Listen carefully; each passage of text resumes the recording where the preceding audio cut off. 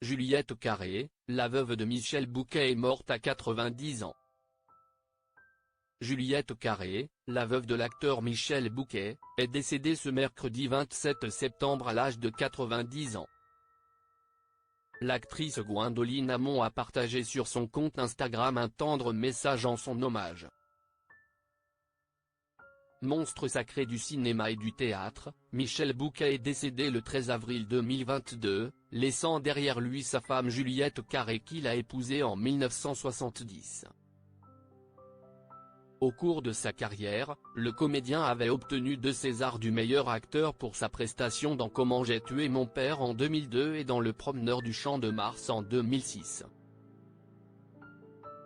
Il avait également été nommé 7 fois aux Molières et avait obtenu la statuette du Molière du meilleur comédien à 2 reprises, en 1998 pour Les Côtelettes et en 2005 pour Le Roi se meurt.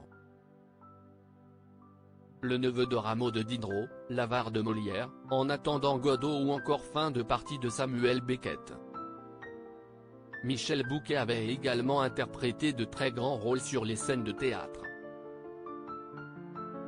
Ce mercredi 27 décembre, l'actrice Gwendoline Amon a annoncé une triste nouvelle sur son compte Instagram, le décès de Juliette Carré, la veuve de Michel Bouquet, à l'âge de 90 ans.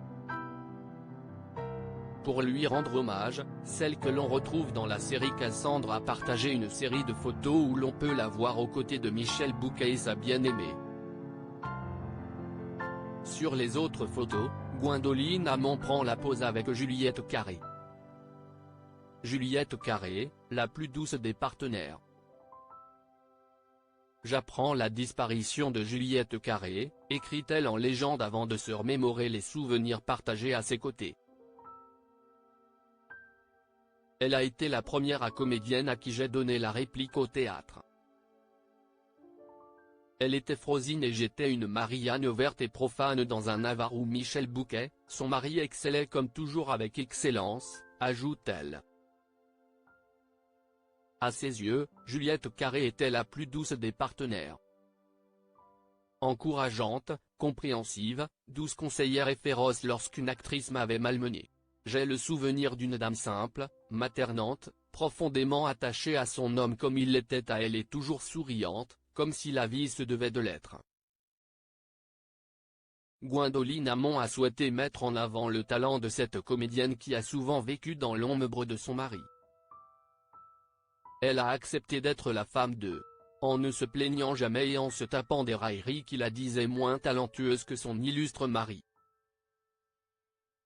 Elle avait du talent, affirme-t-elle. Elle conclut son tendre message en rappelant à quel point elle l'aimait beaucoup et garderait à jamais ses encouragements et sa bienveillance.